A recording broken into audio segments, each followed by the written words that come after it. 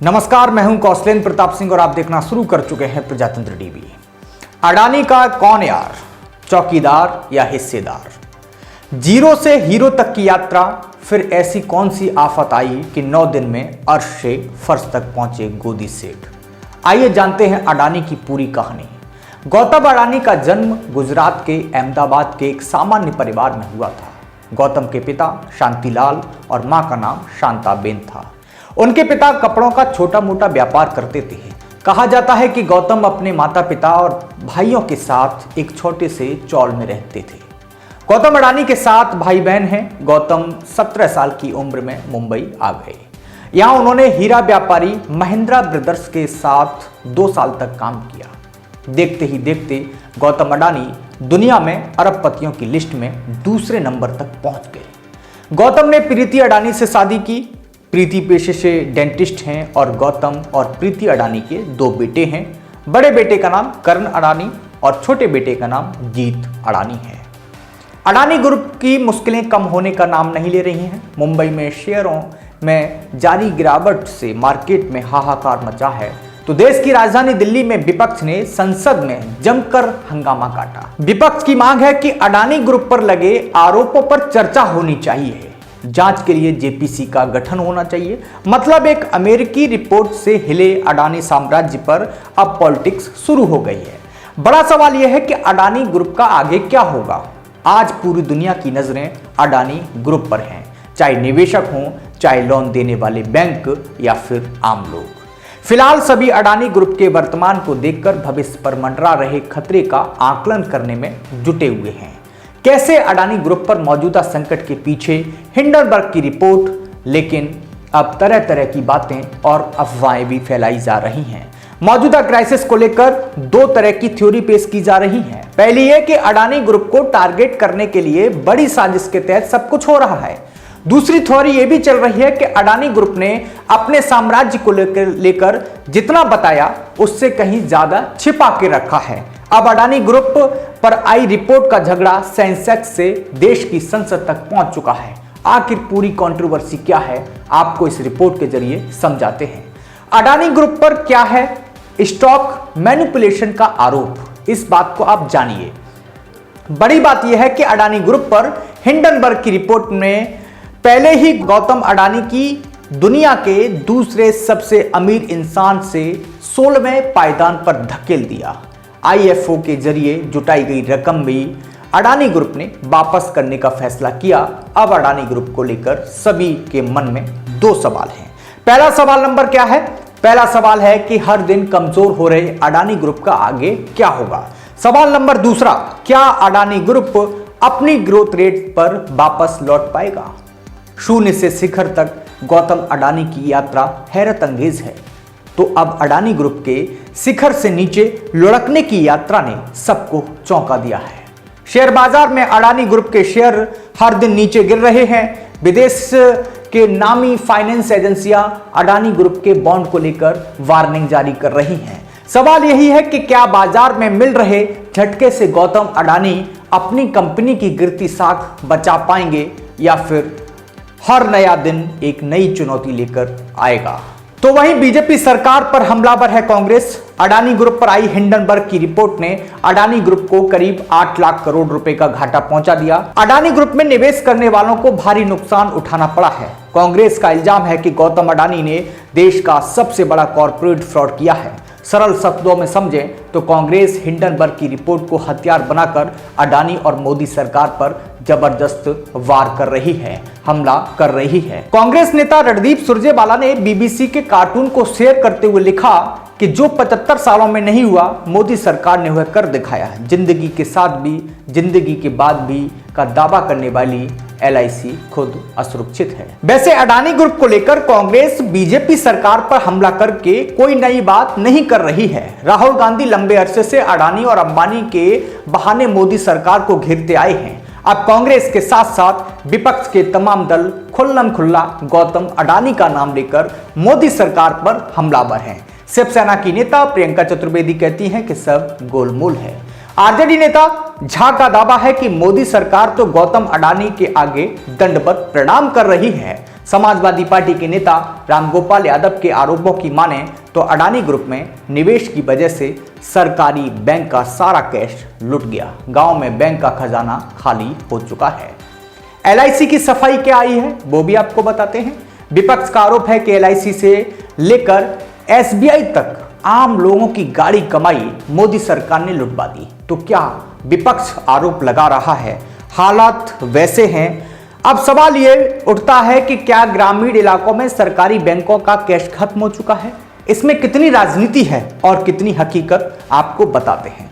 सवाल यह है कि एलआईसी की बैलेंस शीट क्या कहती है।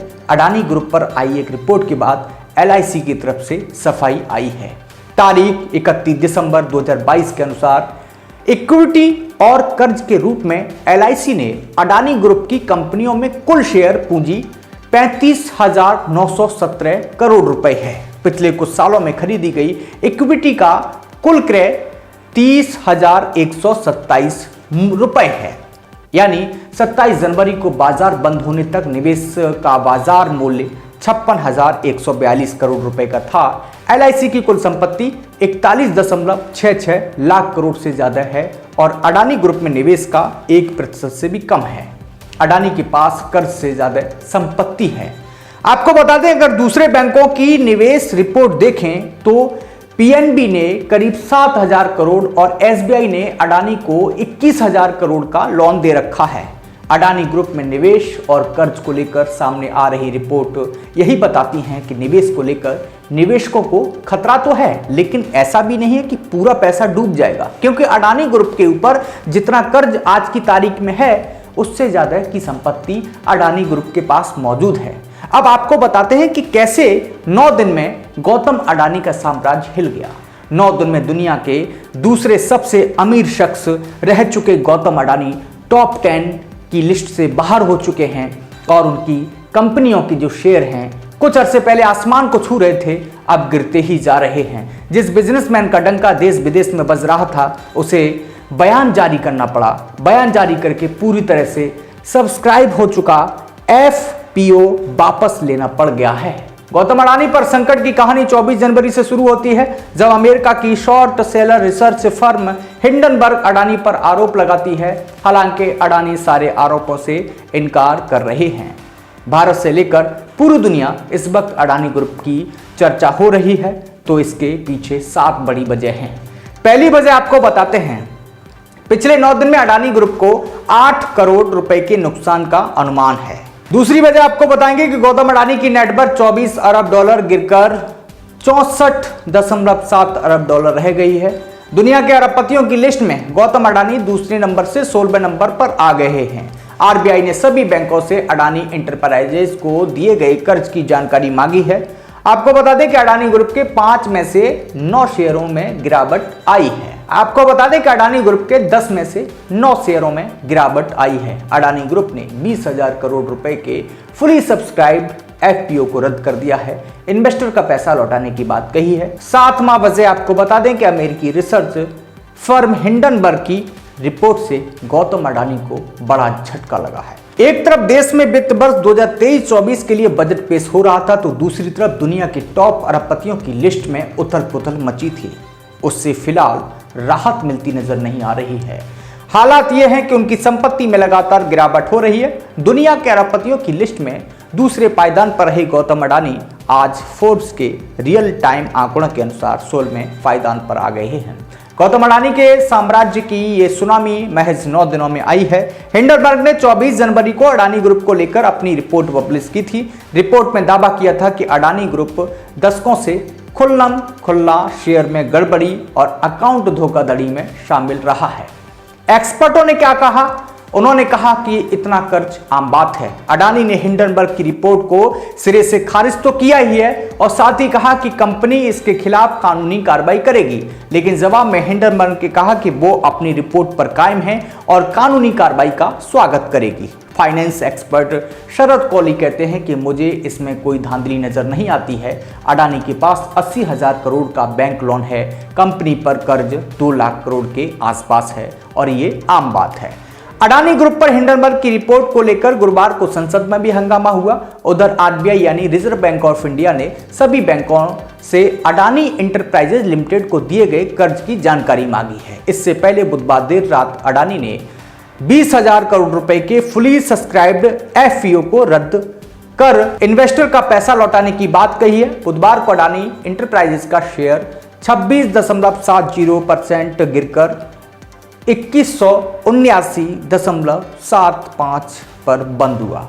इस गिरावट को ही एफपीओ वापस लेने की वजह माना जा रहा है, लेकिन गौतम अडानी ने एफपीओ रद्द करने के बाद एक वीडियो मैसेज दिया। इसमें इन्वेस्टर का शुक्रिया अदा किया और अडानी ने कहा कि पिछले हफ्ते स्टॉक में हुए उतार चढ़ाव के बावजूद कंपनी के बिजनेस और उसके मैनेजमेंट में आपका भरोसा हमारे लिए आश्वासन देने का वादा किया है। अब आपको बताते हैं कि एफपीओ क्या होता है। एफपीओ यानी फॉलो ऑन पब्लिक ऑफर, ये कंपनी के लिए पैसे जुटाने का एक तरीका है। जो कंपनी पहले से शेयर मार्केट में लिस्टेड होती है वो निवेशकों के लिए नए शेयर ऑफर करती है। ये शेयर बाजार में मौजूद शेयरों से अलग होते हैं। ज्यादातर ये शेयर प्रमोटर्स के जरिए जारी करते हैं। एफपीओ का इस्तेमाल कंपनी के इक्विटी बेस में बदलाव करने के लिए होता है। गौतम अडानी ने जुलाई 2022 में माइक्रोसॉफ्ट के प्रमुख बिल गेट्स को पछाड़ दिया था। पिछले साल फरवरी में गौतम अडानी ने रिलायंस समूह के प्रमुख मुकेश अंबानी को पीछे छोड़ दिया था। अडानी इसके साथ ही भारत के और एशिया के सबसे रईस व्यक्ति बन गए थे। अप्रैल 2022 में अडानी की नेटवर्थ पहली बार $100 अरब के पास पहुंच गई थी, लेकिन विवादों के बीच मुकेश अंबानी अडानी से एक बार फिर आगे चले गए। अंबानी मौजूदा समय में दुनिया के 10 में सबसे अमीर व्यक्ति हैं और गौतम अडानी 22वें नंबर पर हैं। तो ये थी अडानी की पूरी कहानी। आपको ये कहानी कैसी लगी हमें अवश्य कमेंट सेक्शन में बताएं और ये भी बताएं क्या अडानी इस संकट से उबर पाएंगे या नहीं। अगर ये वीडियो आप फेसबुक पर देख रहे हैं तो हमारे इस पेज को लाइक करें और इस वीडियो को ज़्यादा से ज़्यादा लोगों के साथ शेयर करें। और अगर ये वीडियो यूट्यूब के माध्यम से देख रहे हैं तो हमारे इस चैनल को सब्सक्राइब करें। नमस्कार।